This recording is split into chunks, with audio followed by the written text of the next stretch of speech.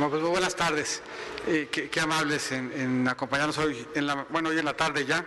Hoy se conmemora el Día Mundial del Síndrome de Down y es una fecha importante que nos permite recordar la importancia de avanzar hacia la construcción de una sociedad más incluyente. Hoy tuvimos un ejemplo aquí en un evento justamente con quienes habrán de representarnos en la campaña en los diferentes estados, una red que habrá de buscar hacer de la inclusión eje de la campaña y eje del gobierno. Comentar, ayer el presidente del Consejo Coordinador Empresarial llamó a que profundizáramos en el debate y quisiéramos hacer eco de la importancia de que sí lo hagamos.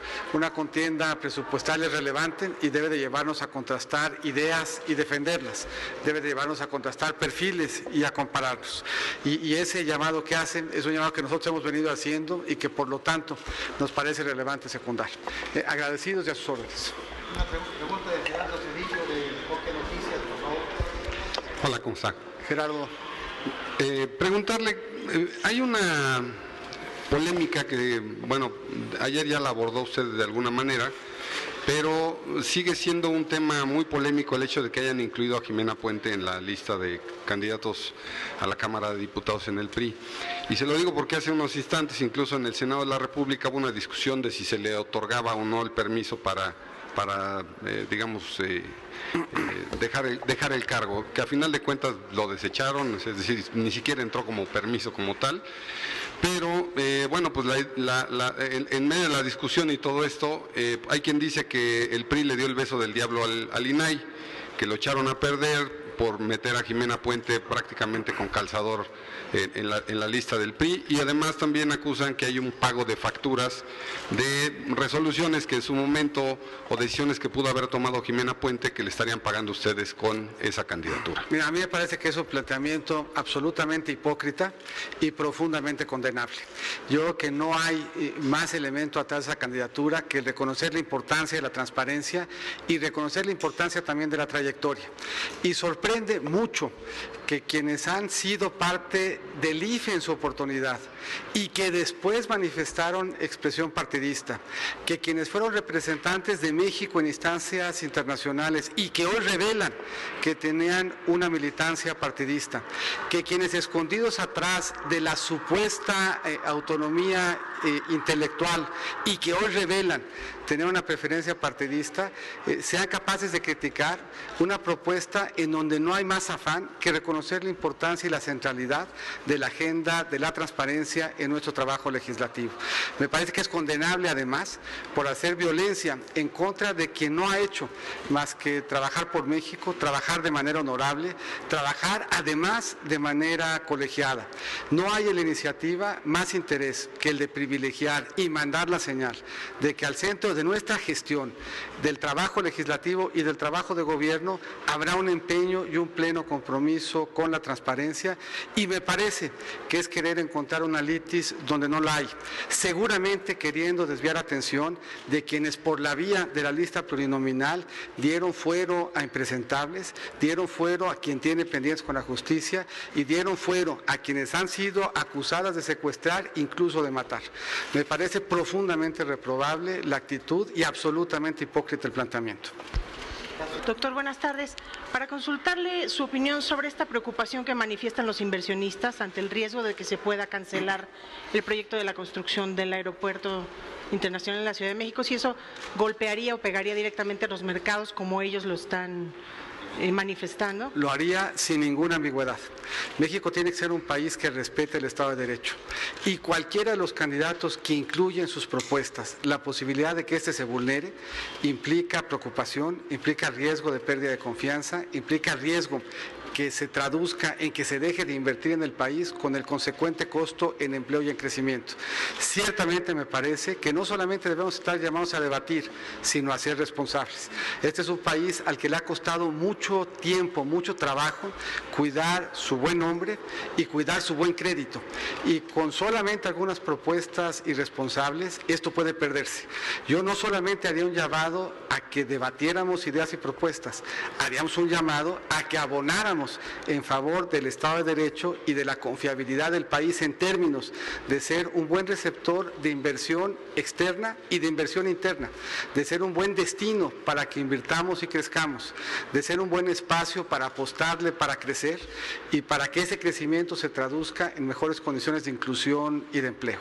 Y la segunda sería, la iniciativa privada hace un llamado para dejar de lado los agravios. Yo le quiero preguntar, de mantenerse las tendencias en las preferencias electorales, ¿ustedes estarían dispuestos a negociar con el PAN para integrar un frente anti López Obrador?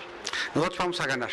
Esa es nuestra convicción, esta es nuestra certeza, es lo que se desprende de nuestros análisis y no tenemos más adversario que los problemas de México y no tenemos más que la certeza de que en equipo, con buenos perfiles, buenas ideas y además con una propuesta que genera certidumbre en vez de duda, que manda señal de certeza en vez de espantar la inversión de los mexicanos y de los extranjeros, vamos a hacer la alternativa que logre el mayor consenso en la elección en julio.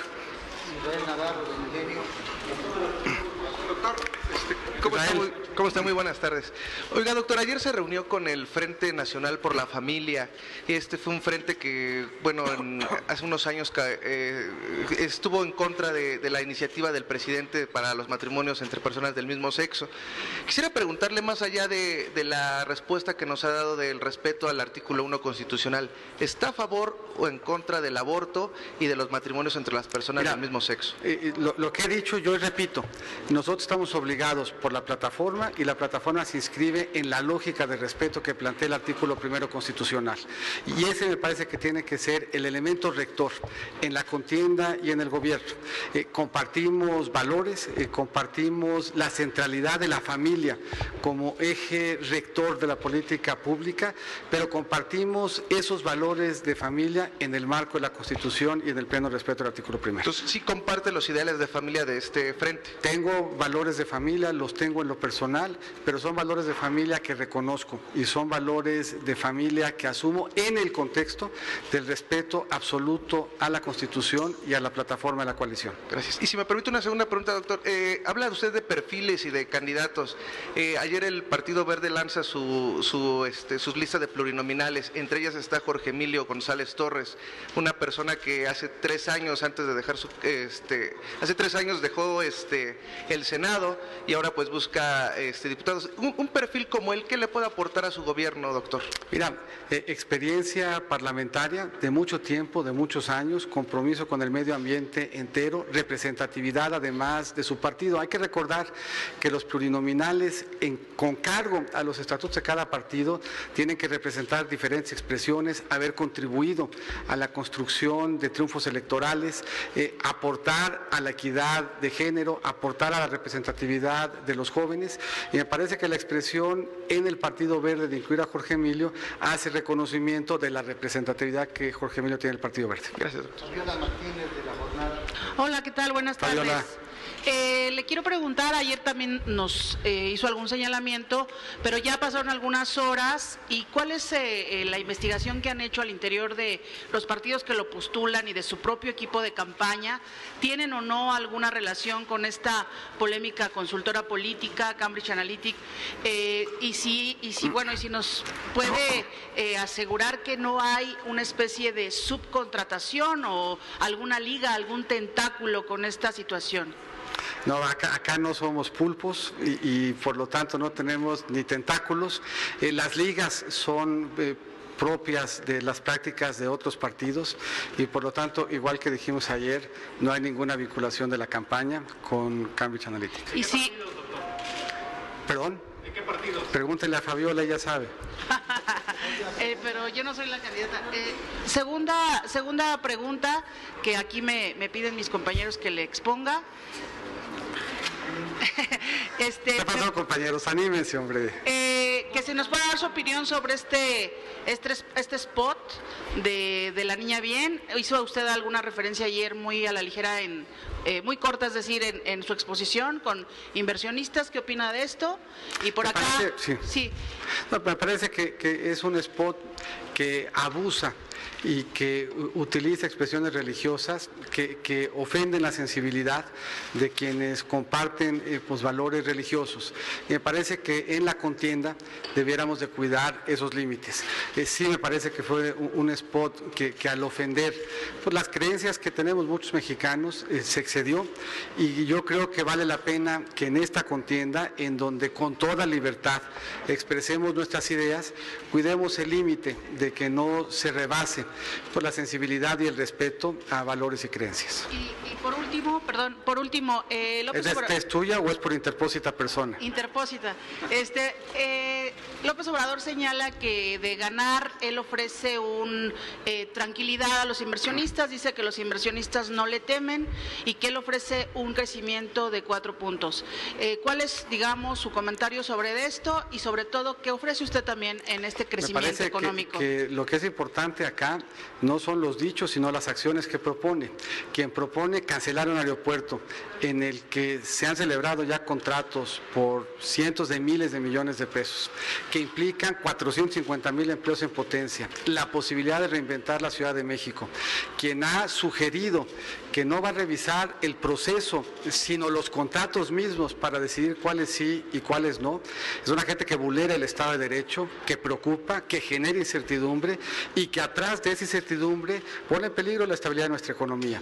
Vuelvo a insistir, es importante que debatamos, pero es importante que tomemos definiciones de si estamos en favor de la estabilidad, si estamos en favor del Estado de Derecho o si estamos en contra.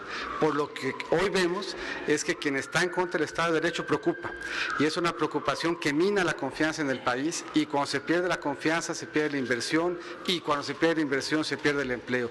Me parece que son temas y afirmaciones preocupantes las que ha venido haciendo, y yo he puesto al centro de mi programa de gobierno que, por cierto, tendré la posibilidad de desahogar, porque estoy cierto que voy a ganar, al Estado de Derecho como eje rector. Orlando Ramos, del Economista. Descarta una eventual alianza entre su coalición y el candidato Anaya, ya sea de manera formal o en los hechos. La única alianza que nosotros vamos a hacer, la única alianza expresa, abierta, es con los ciudadanos para ganar la elección en julio.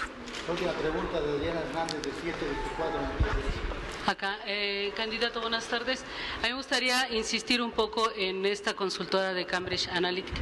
El INE en días pasados firmó un acuerdo con Facebook. Ante este escándalo que se está dando y el riesgo de que se metan estos procesos electorales, ¿se puede echar atrás esta firma de este acuerdo entre el INE y Facebook? ¿Pone en riesgo el proceso? Mira, mi impresión es que no lo pone en riesgo. Mi impresión es que ese convenio lo que pretende es acotar la posibilidad de que a través de las redes sociales se disemine noticias falsas, y me parece que lo que es muy importante es que tengamos filtros para distinguir las noticias de las noticias falsas, y me parece que en ese sentido el trabajo que hacen ustedes es muy valioso.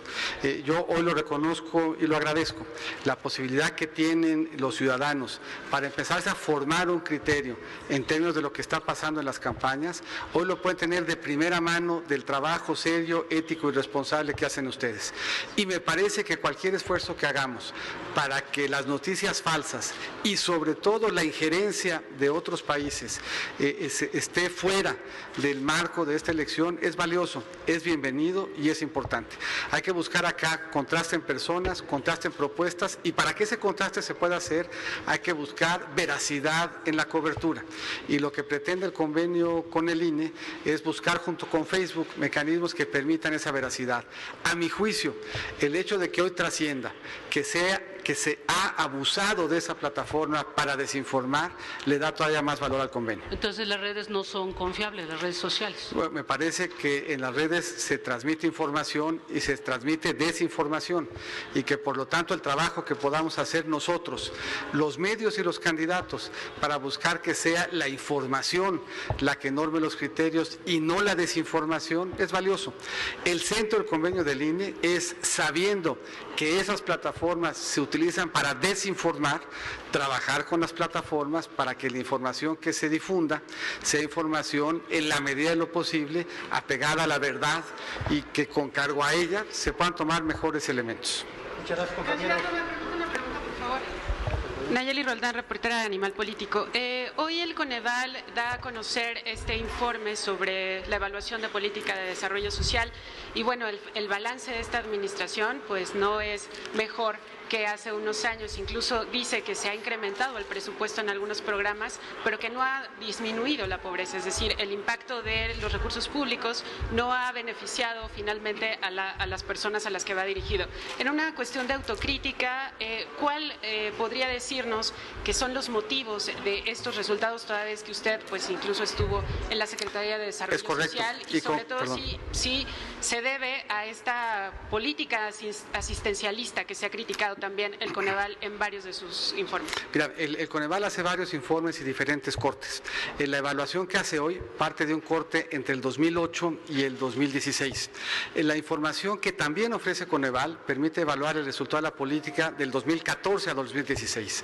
Entre el 2014 y el 2016 hicimos reformas profundas en la forma como desplegamos la política social en el país y por primera vez logramos primero que se abatieran todas las carencias y segundo, que se abatiera y de manera muy importante la presencia de la pobreza extrema. Fueron 2 millones de mexicanos los que abandonaron la condición de pobreza extrema.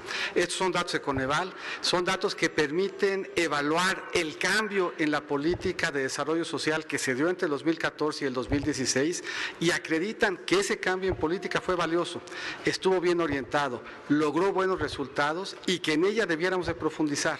Y lo que nosotros hemos planteado como eje de gobierno es que hagamos una revolución en la política social basada en los resultados que se alcanzaron entre el 2014 y el 2016, gestión evaluada por Coneval y que con sus propios resultados acredita haber tenido buen éxito.